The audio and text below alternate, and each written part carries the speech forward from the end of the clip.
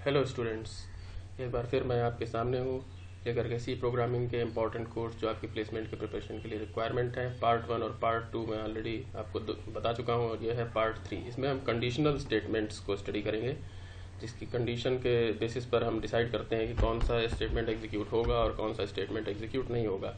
इसमें मैंने दो तरह के कंडीशनल स्टेटमेंट्स लिए हैं, इफ एल्स और स्विच केस। इन दोनों ही स्टेटमेंट्स को हम कंडीशनल ब्रांचिंग स्टेटमेंट भी बोलते हैं, क्योंकि ये एक पर्टिकुलर कंडीशन पर हमारे प्रोग्रामिंग लॉजिक में ब्रांचिंग क्रिएट करते हैं। इसके पहले जो अभी तक हमने प्रोग्राम्स किए जिनमें कंडीशंस तक नहीं पहुंचे थे, उनमें सब में सीक्वेंशियल लॉजिक था। अब यहाँ पर एक कंडीशनल लॉजिक है। आइए देखते हैं कोड्स। तो पहला क्वेश्चन है यहाँ पर, ये 35 नंबर से शुरू हो रहा है क्योंकि पहले और दूसरे पार्ट में 34 तक क्वेश्चन हो चुके हैं। तो देखिएगा इसमें आउटपुट में ABC क्यों आ रहा है। यहाँ पर वैल्यू देखिए, फ्लोट A में 0.6 है, लेकिन जब हम इसको कंपेयर कर रहे हैं, क्या A 0.6 के बराबर है? ऐसा लग रहा है कि ये बराबर होगा, बट ये बराबर नहीं है, क्योंकि जब भी हम कहीं पर वैल्यू लिखते हैं 0.6 तो अपने आप में वो डबल होती है, और डबल की प्रिसीशन वैल्यू मेमोरी में स्टोर्ड वैल्यू हमेशा उसके करस्पॉन्डिंग फ्लोट वैल्यू से ज्यादा होगी, क्योंकि फ्लोट A तो एक फ्लोट वेरिएबल है, राइट। A एक फ्लोट वेरिएबल है जिसके अंदर एक फ्लोट वैल्यू ही होगी 0.6, लेकिन ये जो 0.6 है ये एक डबल वैल्यू है, और इसकी वजह से ये 0.6 इस A के अंदर वाले 0.6 के बराबर नहीं है। तो अगर बराबर नहीं है तो इनमें से बड़ा कौन है? डेफिनेटली ये वाला ही बड़ा होगा, क्योंकि ये डबल प्रिसीशन है। आप डबल की मेमोरी रिक्वायरमेंट देखिए, वो ज्यादा होती है, उसका स्टोरेज कैपेसिटी और वे ऑफ स्टोरेज देखिए वो भी ज्यादा होता है। तो इस वजह से ये बराबर तो बिल्कुल भी नहीं है, ठीक। इसलिए इसे XYZ प्रिंट, ये कंडीशन फेल हो जाएगी, और इफ के अंदर की कंडीशन जब फेल होती है तो क्या होता है, उसका करस्पॉन्डिंग एल्स एग्जीक्यूट होता है, और इसलिए आउटपुट ABC है, ठीक। आगे चलते हैं, नेक्स्ट क्वेश्चन में देखें। इसमें क्या होगा आप खुद से गेस करिए और फिर मैं आपको आउटपुट दिखाता हूँ। A की वैल्यू 1 है, B की वैल्यू 20 है। हमें इफ के अंदर की इस एक्सप्रेशन को सॉल्व करना है। देखिए एल्स के पास कोई कंडीशन नहीं होती, एल्स ऑटोमेटिकली इफ का ऑपोजिट होता है, राइट। एल्स जो है ऑटोमेटिकली इफ का ऑपोजिट होता है। तो जो भी इफ के अंदर की कंडीशन है, अगर वो कंडीशन हमारी ट्रू हो जाती है, ट्रू का मतलब है हर एक नॉन जीरो वैल्यू ट्रू कहलाती है, हर एक नॉन जीरो वैल्यू ट्रू कहलाती है। जैसे कि 1 लिखा है तो 1 एक ट्रू है। अगर मैंने इस कंडीशन, इस एक्सप्रेशन को सॉल्व किया, मान लिया, और इसके अंदर रिजल्ट आया मेरा -0.91, तो ये भी एक ट्रू वैल्यू है। जब तक 0.0 नहीं होगा तब तक ये ट्रू है, या जीरो हो या फॉल्स हो, राइट। फॉल्स तभी होगा जब बुलियन का केस होगा। सो अब इस एक्सप्रेशन को सॉल्व करते हैं। सो इस एक्सप्रेशन में रिलेशनल ऑपरेटर लगे हुए हैं। इन रिलेशनल ऑपरेटर्स में से ये डबल इक्वल टू है और ये ग्रेटर देन। हम जानते हैं ग्रेटर देन की प्रेसिडेंस डबल इक्वल टू से ज्यादा होती है। सो इसलिए यहां पर इसको सॉल्व करेंगे। इसको सॉल्व करेंगे तो इसका आउटपुट क्या आएगा? इसको सॉल्व करेंगे तो B greater than 0 will be solve first, और इसका रिजल्ट या तो 1 आएगा यानी कि ट्रू, या फिर फॉल्स आएगा यानी 0। सो B की वैल्यू 20 है, 20 हमारा 0 से बड़ा है, ऑब्वियसली ये ट्रू हो गया है। सो इसकी जगह पर इसकी वैल्यू कितनी हो गई? 1। तो हमारे पास एक्सप्रेशन हो गई A इक्वल टू 1। इसको सॉल्व करने से 1 आया, और A में ऑलरेडी 1 है। So 1 equal to 1। So double equal to comparison के लिए होता है, उसके लेफ्ट साइड में और राइट साइड की वैल्यूज अगर सेम हो तो वो 1 रिटर्न करता है, और अगर डबल इक्वल टू के लेफ्ट साइड की वैल्यू राइट साइड के बराबर ना हो तो 0 रिटर्न करता है। और क्योंकि यहाँ पर इसका रिजल्ट 1 आया है और A में भी 1 है, सो 1 इक्वल टू 1 ये एक ट्रू वैल्यू है जो इफ के अंदर आई है। ट्रू वैल्यू की वजह से इफ के साथ में जो भी स्टेटमेंट अटैच्ड है, जो भी इफ की बॉडी में है, वो एग्जीक्यूट करेगा और एल्स एग्जीक्यूट नहीं करेगा। इसलिए इसका आउटपुट A20 और B20 है।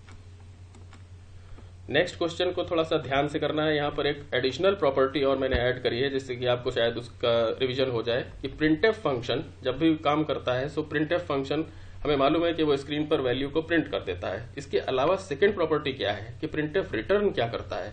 प्रिंटफ स्क्रीन पर जो भी कैरेक्टर प्रिंट किए उनकी काउंटिंग रिटर्न करता है, राइट। रिटर्न करने का मतलब कोई भी फंक्शन कहीं पर कॉल किया जाता है, तो अगर वो कुछ वैल्यू रिटर्न करता है, इसका मतलब है कि वो अपनी जगह पर वो वैल्यू छोड़ के चला जाता है। तो जैसे अगर हमने यहाँ पर लिखा प्रिंटफ हाई, सो इफ के अंदर आने पर हमको ये स्टेटमेंट एग्जीक्यूट करना पड़ेगा। ये एक्सप्रेशन है जो इफ के अंदर लिखी है। हमको ये देखना है कि इस एक्सप्रेशन का रिजल्ट 0 होता है या नॉन जीरो, राइट। सो इसने प्रिंटफ को एग्जीक्यूट किया, स्क्रीन पर लिखा हाई, HI। हाई में कितने कैरेक्टर्स हैं? 2, 1, 2। सो इसने क्या रिटर्न किया? अपनी जगह पर 2 रिटर्न किया, और 2 कैसी वैल्यू है? ट्रू वैल्यू है, नॉन जीरो वैल्यू है। सो इफ के अंदर क्या बचा है? 2। सो ये एक्चुअली में लिखा हुआ है, और हाई स्क्रीन पर प्रिंट हो चुका है। सो हाई स्क्रीन पर प्रिंट हो गया और यहाँ पर आ गया 2। इसका मतलब है इफ ट्रू हो गया है। सो अब इफ के साथ जो भी स्टेटमेंट अटैच्ड है वो एग्जीक्यूट होगा। सो अब इस स्टेटमेंट को ध्यान से देखिए, इसमें प्रिंटफ के अंदर प्रिंटफ लगा हुआ है और भी थोड़ा सा डिफिकल्टी लेवल बढ़ाया है मैंने क्वेश्चन का।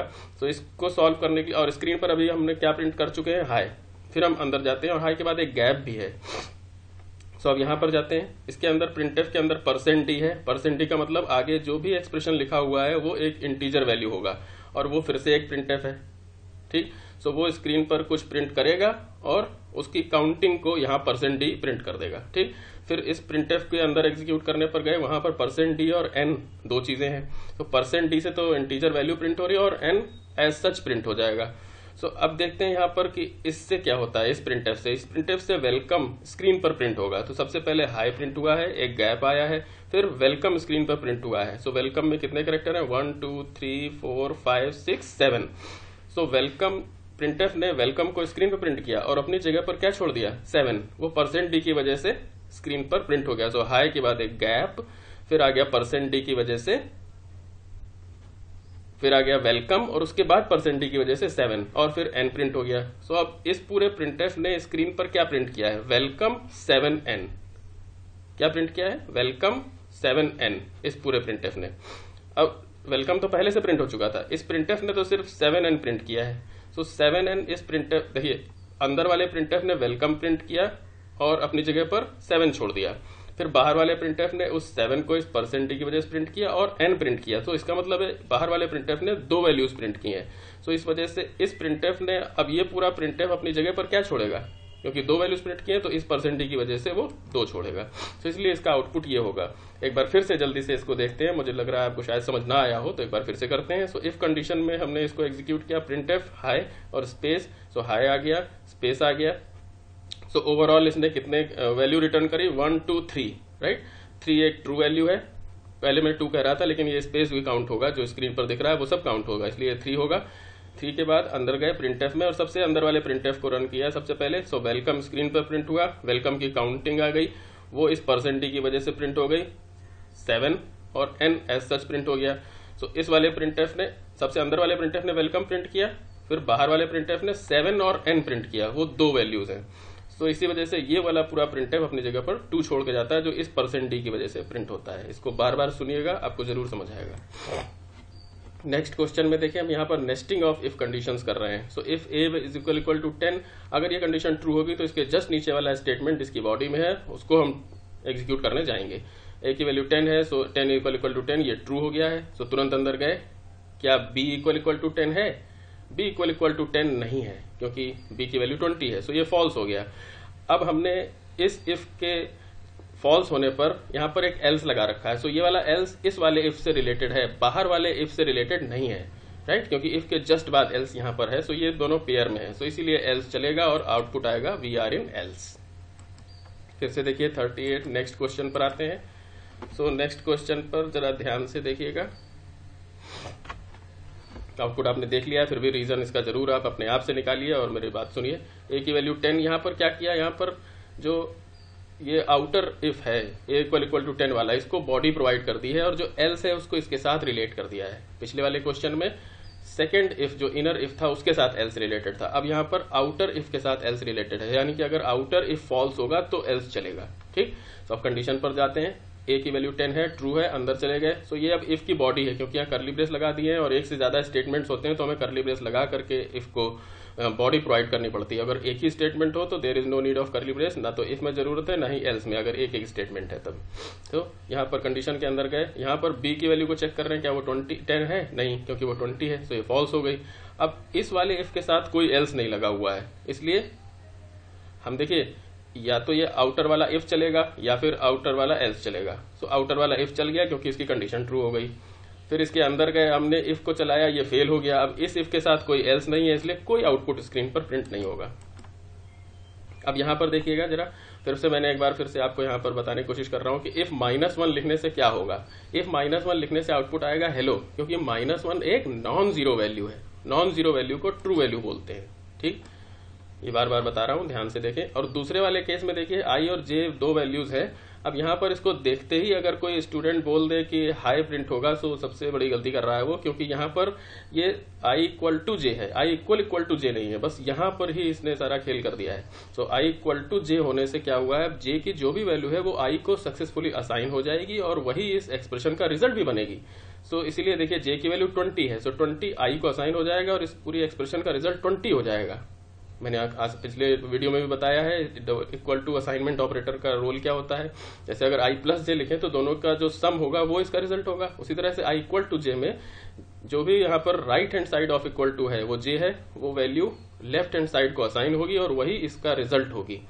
तो इसलिए इसमें तो हेलो प्रिंट होगा। अगर आप चाहते हो कि इसमें हाई प्रिंट हो तो कैसे प्रिंट होगा, आपने सोचा ठीक, जे की वैल्यू 0 अगर हम यहाँ कर दें सो i में 0 असाइन हो जाएगा और फिर हाई प्रिंट हो जाएगा, क्योंकि फिर 0 इसका रिजल्ट हो जाएगा और इफ 0 का मतलब फॉल्स होता है। नेक्स्ट क्वेश्चन पर आते हैं। देखिए यहाँ पर क्या किया हुआ है, यहाँ पर if 1 के बाद सेमीकोलन लगा दिया है। अब इस सेमीकोलन को अगर आपने ध्यान से नहीं देखा तो आप इसका आउटपुट हो सकता है हेलो बता जाए, लेकिन सेमीकोलन होने से होता क्या, आप सेमीकोलन यहाँ पर एक पॉइंट ऑफ टर्मिनेशन तो है ही ऑब्वियसली, लेकिन साथ साथ में इसको नल स्टेटमेंट या एम्प्टी बॉडी भी बोलते हैं। तो नल स्टेटमेंट या एम्प्टी बॉडी का मतलब होता है एक पेयर ऑफ करली ब्रेस है जिसके अंदर कुछ नहीं है, ऐसी बॉडी। देखिए जैसे हमने पिछले देखा था 2 स्टेटमेंट्स थे, उनको हमने पेयर ऑफ करली ब्रेसेस में रखा और वो बॉडी बन गए थे पिछले क्वेश्चन में, पिछली स्लाइड में। सो यहाँ पर नल स्टेटमेंट का मतलब होता है एम्प्टी बॉडी, राइट। सो अब हुआ क्या है कि ये जो प्रिंटफ हेलो है वो सेमीकोलन की वजह से अब इफ के साथ अटैच नहीं है, वो अलग हो गया है, यानी कि इस स्टेटमेंट और इफ के अंदर एक गैप आ गया है। सो ये इफ की कंडीशन ट्रू होने पर प्रिंटफ हेलो प्रिंट नहीं होने वाला, एक गैप आ गया है। लेकिन अब ये गैप जो आया है वो एल्स को अफेक्ट कर रहा है, क्योंकि एल्स हमेशा इफ के डायरेक्ट कांटेक्ट में होना चाहिए। अब क्योंकि यहाँ पर ये एक स्टेटमेंट जो हेलो स्टेटमेंट है इसकी वजह से आ गया है गैप, सो ये गैप एल्स को इफ से डिटैच कर रहा है। सो इसलिए इस कोड में एरर है, misplaced else without previous if या else without previous if, misplaced else या एल्स विदाउट प्रीवियस इफ। इसी चीज को मैंने दूसरे कोड में इस तरह से लिखा है, मैंने यहाँ पर 2 स्टेटमेंट्स लिख दिए हैं। अब मुझे मालूम है कि इफ स्टेटमेंट चलने पर जो नेक्स्ट स्टेटमेंट है वो ऑटोमेटिकली इसकी बॉडी में होता है, लेकिन अगर 2 स्टेटमेंट है तो यहाँ पर पेयर ऑफ करली ब्रेसेस लगाना चाहिए था, हमने नहीं लगाया। सो एक बार फिर से ये एल्स क्या हुआ है, इफ से डिटैच हो गया है, उससे एसोसिएटेड नहीं रह गया और इसलिए इसमें भी वही सेम एरर आएगी। नेक्स्ट क्वेश्चन में चलते हैं। अब स्विच केस स्टार्ट करते हैं। स्विच केस के लिए सबसे बेसिकली हमें यहाँ पर 2-3 रूल्स हैं, उनको समझना चाहिए। सबसे पहले जो स्विच के साथ ये जो EXPR दिया जाता है, ये EXPR यानी एक्सप्रेशन यहाँ पर ये इंटीजर वैल्यू रिटर्न होनी चाहिए। यहाँ पर इंटीजर वैल्यू, इसका अल्टीमेटली रिजल्ट एक इंटीजर वैल्यू होनी चाहिए। अगर ये फ्लोट या डबल है तो सबसे पहले वो सिंटेक्स एरर है और वो स्विच में नहीं चलेगा। दूसरी चीज, ये जो केस नंबर है जैसे यहाँ 10 है, ये वैल्यू एक कांस्टेंट इंटीजर होना चाहिए, यानी कि 10, 20 कोई वैल्यू होनी चाहिए, या फिर कोई कैरेक्टर भी हो सकता है, क्योंकि characters are ultimately translated to their ASCII values. ठीक, सो इसका जरा सा आउटपुट सोचिए एक बार क्या हो सकता है। सो एक्सपेरिमेंट 10 गया, 10 यहाँ पर गया। और तीसरी चीज, एग्जीक्यूशन के हिसाब से जो भी कुछ वैल्यू इस एक्सप्रेशन का रिजल्ट होती है वो सारे केसेस से मैच करते हैं। जिस केस से मैच कर जाता है उस केस से लेकर के नीचे तक स्विच बॉडी में जो भी कुछ है वो सब एग्जीक्यूट होता है, और अगर बीच में ब्रेक लगा है तो वहीं से स्विच से टर्मिनेट हो जाता है। सो यहाँ पर देखिए 10 से 10 मैच कर गया, सो HHHH प्रिंट हो गया। देन डिफॉल्ट के अंदर कोई स्टेटमेंट नहीं है, डिफॉल्ट कोलन फिर सेमीकोलन लगा दिया है। और ये जो प्रिंटफ टेल वेदर वाला है पार्ट, ये स्विच की बॉडी में तो है, लेकिन ना तो किसी केस में है ना ही डिफॉल्ट में है, लेकिन ये भी एग्जीक्यूट होगा और इसलिए इसका आउटपुट ऐसा आएगा। ठीक, फिर नेक्स्ट क्वेश्चन में देखें। अभी मैंने बताया आपको रूल में कि स्विच के अंदर की जो ये एक्सप्रेशन होती है इसको इंटीजर होना चाहिए, राइट। लेकिन यहाँ पर फ्लोट में दी थी तो उसको टाइप कास्ट कर दिया है, या एक्सप्लिसिट टाइप कास्टिंग करके इसको टाइप कन्वर्ट कर दिया, इसका एक्सप्रेशन को इंटीजर में कन्वर्ट कर दिया। और इंटीजर में कन्वर्ट करते ही अब ये केस से मैच कर जाएगा, 2 से 2 मैच कर जाएगा। पहला केस 1 से मैच नहीं करेगा, दूसरा केस मैच कर जाएगा, और क्योंकि ब्रेक नहीं लगा 2 के बाद तो 2 भी प्रिंट होगा और उसके नीचे के सारे स्टेटमेंट्स यानी डिफॉल्ट भी प्रिंट होगा। नेक्स्ट क्वेश्चन में आ गए। तो यहाँ पर देखिए मैंने अभी आपको शुरुआत में रूल बताया था कि केस 10 में 10 को क्या होना चाहिए, एक कांस्टेंट होना चाहिए, ये एक वेरिएबल नहीं हो सकता। और यहाँ पर देखिए जे एक वेरिएबल है और यही इसमें एरर है, ये इसमें इस तरह से एग्जीक्यूट नहीं हो सकता, इसको कांस्टेंट होना चाहिए। या तो ये कैरेक्टर हो, सिंगल कोट्स में जे लिखा हो, या फिर यहाँ पर कोई नंबर लिखा हो। अब ये 2 + 54 ये करेक्ट है, क्योंकि ये कंपाइल टाइम पर एक कांस्टेंट हो जाएगा 56, और वो हो सकता है। ठीक, इस तरह से इसमें हमारे पास एरर आ गई है। हाँ, एक बात और, कुछ स्टूडेंट्स यहाँ पर क्या करते हैं, कॉन्स्ट इंट जे बना देते हैं, लेकिन कॉन्स्ट इंट जे बनाने से भी ये प्रॉब्लम सॉल्व नहीं होगी, आप खुद करके देखिएगा। अगले क्वेश्चन में आते हैं, कैर सी एच ए। अब यहाँ पर कैर दे सकते हैं, ऑब्वियसली कैर दे सकते हैं, सो केस ए करेक्ट है, क्योंकि केस ए में ए को कंपाइलर क्या समझ रहा है, उसकी आस्काई वैल्यू यानी 65, ठीक, तो इसीलिए से वो इसको इंटीजर के फॉर्म में एक्सेप्ट कर लेता है। लेकिन यहाँ पर एक गड़बड़ी है, केस ए में तो सिंगल कोट्स लगे, लेकिन केस बी में डबल कोट्स लगे। अब डबल कोट्स किस लिए होते हैं, डबल कोट्स होते हैं स्ट्रिंग रिप्रेजेंटेशन के लिए, वो कैरेक्टर के लिए नहीं होते हैं, वो स्ट्रिंग रिप्रेजेंटेशन के लिए होते हैं। और स्ट्रिंग कभी सिंगल कैरेक्टर नहीं होती है, स्ट्रिंग में हमेशा एक /0 साथ में मिक्स रहता है, और स्ट्रिंग की कोई आस्काई वैल्यू नहीं होती है, इस वजह से ये एरर है। नेक्स्ट क्वेश्चन में देखें, यहाँ पर मेन के साथ हमने डिफॉल्ट लगा करके गो टू डिफॉल्ट से हम एक लॉजिक क्रिएट करने की कोशिश कर रहे हैं, लेकिन ये चलेगा नहीं, क्योंकि देखिए जितने भी कीवर्ड्स हैं, जैसे केस एक कीवर्ड है, डिफॉल्ट एक कीवर्ड है, ब्रेक एक कीवर्ड है, ये सारे कहाँ हो सकते हैं, स्विच की बॉडी के अंदर हो सकते हैं, बिना स्विच की बॉडी के इनका कोई एग्जिस्टेंस नहीं। और यहाँ पर ये डिफॉल्ट बिना स्विच की बॉडी के बना हुआ है, इसलिए एरर है। नेक्स्ट क्वेश्चन में देखिए, नेस्टिंग ऑफ स्विच बनाई गई है, यानी कि स्विच के अंदर स्विच, यानी कि आउटर स्विच के किसी केस में फिर से एक स्विच शुरू हो गया है। सो आउटर स्विच कौन सा है, ये वाला आउटर स्विच है, जिसमें आई वैल्यू 1 के साथ अंदर गए, केस 1 हो गया, so this is outer case 1, ये तो एग्जीक्यूट होगा ही। फिर अभी इसी केस के अंदर अभी ये केस खत्म नहीं हुआ है, ये केस तब खत्म होगा जब अगला केस शुरू हो जाएगा, या हम ब्रेक लगा देंगे। सो यहाँ पर स्विच जे एक बार फिर से आ गया, और जे की वैल्यू 3 के साथ हम अंदर गए, तो इसमें फिर से केस 3 चलने लगा, केस 3 की वजह से this is inner case 1 print हो गया। अब यहाँ पर ब्रेक है, तो इस ब्रेक का रिजल्ट क्या होगा, ये जो इनर स्विच है, जे वाला स्विच, इससे बाहर आ जाएंगे, डिफॉल्ट प्रिंट नहीं होगा, इससे बाहर आएंगे। लेकिन अभी हम आउटर केस के केस 2 में हैं, अब क्योंकि केस 1 चल चुका है, दिस इज आउटर केस 1, और इसके बाद कोई ब्रेक है नहीं, ना ही यहाँ पर कोई ब्रेक है। सो केस 1 और केस 2 जो आउटर वाले हैं, इनमें तो आपस में कोई ब्रेक नहीं है, और केस 1 से मैच किया था तो उसके नीचे के सारे केस चलेंगे, और इसलिए दिस इज आउटर केस 2 भी प्रिंट होगा। तो सबसे पहले प्रिंट होगा दिस इज आउटर केस 1, फिर यहाँ केस इनर केस 1, फिर दिस इज आउटर केस 2। अपने आप से एक बार जरूर करिएगा। नेक्स्ट क्वेश्चन में जरा ध्यान दीजिएगा, यहाँ पर स्विच के अंदर ये एक्सप्रेशन को सॉल्व करना है, बस इस एक्सप्रेशन का रिजल्ट ही इसको डिसाइड करेगा कि इसमें कौन सा केस चलेगा और क्या होगा, राइट। सो जरा x की वैल्यू को यहाँ पर रखते हैं। सो x की वैल्यू है 3, लेफ्ट शिफ्ट 3 -2। अब यहाँ दो ऑपरेटर है, लेफ्ट शिफ्ट ऑपरेटर और सब्ट्रैक्शन ऑपरेटर। चार्ट को मैंने आपको दिखाया था ऑपरेटर्स वाले में, प्रेसिडेंस एसोसिएटिविटी वाले में, अगर नहीं देखा हो तो मेरा वीडियो पार्ट 2 का वीडियो जरूर देखें, उससे आपको बहुत हेल्प मिलेगी। इसको हम उसी प्रेसिडेंस रूल से सॉल्व करते हैं। इसमें सब्ट्रैक्शन की प्रेसिडेंस ज्यादा है, शिफ्ट की प्रेसिडेंस कम है, सो इसीलिए यहाँ पर वैल्यू जब रखेंगे सो 3 - 2 कितना हो जाएगा, 1। सो अब ये एक्सप्रेशन कन्वर्ट हो गई 3 लेफ्ट शिफ्ट 1, कितनी हो गई, 3 लेफ्ट शिफ्ट 1। 1 कैसे हो गई, 3 - 2 से 1 आ गया। अब 3 लेफ्ट शिफ्ट 1 कितना होता है, मैंने आपको बताया हुआ है बिटवाइज ऑपरेटर में, left shift x left shift y का मतलब होता है x into 2 to the power y। तो यहाँ पर है x left shift 1, 3 left shift 1, इसका मतलब हुआ 3 into 2 to the power 1, sorry, right. So इसका मतलब कितना हो गया, 3 इंटू 2 टू द पावर 1 यानी 6, राइट। तो देखें अब 6 है अगर इसका आउटपुट, और 6 तो इसमें कोई केस नहीं है, जब भी कोई भी केस नहीं होता है तो क्या चलता है, डिफॉल्ट, इसीलिए डिफॉल्ट चलेगा और ए प्रिंट होगा।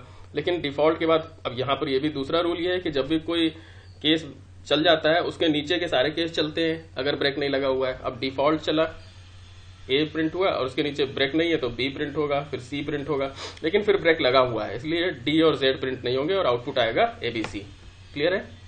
पहले इसको सॉल्व किया, इसका रिजल्ट आया 3 लेफ्ट शिफ्ट 3 - 2, 3 - 2 हो गया 1, सो 3 लेफ्ट शिफ्ट 1 यानी 3 इंटू 2 टू द पावर 1 यानी 6। इसका आंसर होगा 6 पूरे का, इस एक्सप्रेशन का आंसर है 6। अब 6 कोई केस नहीं है इसलिए डिफॉल्ट चला। डिफॉल्ट को हम पूरे स्विच केस में कहीं भी लिख सकते हैं, ऐसा कोई अर्जेंट नहीं है डिफॉल्ट हमेशा लास्ट में ही आएगा, डिफॉल्ट पहले भी आ सकता है। सो डिफॉल्ट चला, अब जो भी केस चलता है या डिफॉल्ट चलता है उसके नीचे के सारे केसेस चलते हैं, और ये तभी रुकता है जब कोई ब्रेक मिलता है। अगर हमने एक डिफॉल्ट के बाद एक ब्रेक लगाया हुआ तो सिर्फ ए प्रिंट होता है, लेकिन डिफॉल्ट के बाद ब्रेक लगाया नहीं हुआ है, सो ए प्रिंट होगा, फिर बी प्रिंट होगा, सी भी प्रिंट होगा, सारे केस चलेंगे। और यहाँ ब्रेक लगा हुआ है, सो ब्रेक होते ही ये आउट स्विच केस से बाहर आ जाएगा, बाहर कुछ और लिखा नहीं है, सो आउटपुट इतना रह जाएगा। अब जरा इसमें एक चीज और करते हैं, देखिए इस एक्सप्रेशन को हम चेंज करें, एक्स लेफ्ट शिफ्ट एक्स -2 को ऐसा कर दें, एक्स लेफ्ट शिफ्ट एक्स उसको ब्रैकेट में डाल के -2 कर दें, तब आउटपुट कितना आएगा, इसको सॉल्व करिए। सो 3 लेफ्ट शिफ्ट 3 कितना हो जाएगा, 3 इंटू 2⁻3 यानी 3 इंटू 8 24 -2 यानी 22। तो फिर z प्रिंट होने लगेगा। ठीक, अब ये z प्रिंट होकर के रुक जाएगा। अब ये नहीं z के प्रिंट होने के बाद अभी भी ब्रेक नहीं लगा है तो वापस डिफॉल्ट पे चला जाएगा, ऊपर की तरफ नहीं जाएगा, ऊपर से नीचे आते समय जो भी मिलेंगे और बिना ब्रेक किए अगर लिखे गए वो प्रिंट होंगे। सो नेक्स्ट केस में आइए। नेक्स्ट केस एक लॉजिक को रिप्रेजेंट करता है जिसमें हम वॉवेल और कॉन्सोनेंट यूजर से कैरेक्टर इनपुट कराएं और क्लासिफाई करें कि ये इनपुट किया कैरेक्टर वॉवेल है या कॉन्सोनेंट है, उसको हम टेस्टिंग भी कर सकते हैं। तो यहाँ पर आई की वैल्यू के साथ यूजर ने इसको इनिशिएट किया है आई। अब ये किस केस से मैच करेगा, ए से मैच नहीं करेगा, ये एक्चुअली में मैच कर कैसे रहा है केस बाय केस, उसकी पर्टिकुलर आस्काई वैल्यू से। सो आई एक कैरेक्टर है, सो आई कैरेक्टर वाले केस से मैच कर गया। ठीक, फिर जिससे केस से ये मैच करेगा उसके नीचे के सारे केस चलाएगा। सो आई भी चला, ओ भी चला, यू भी चला, लेकिन इन केसेस के अंदर कोई स्टेटमेंट नहीं है। यू के अंदर है स्टेटमेंट वॉवेल। ठीक, वो प्रिंट हुआ और फिर ब्रेक होकर के बाहर आ गए। अगर यहाँ आई की जगह सपोज हमने जेड लिया होता तो क्या होता, ये किसी भी केस से ना चलता और डिफॉल्ट प्रिंट हो जाता। सो इस तरह से वॉवेल और कॉन्सोनेंट्स को भी हम सॉल्व कर सकते हैं। तो आउटपुट वॉवेल आ गया।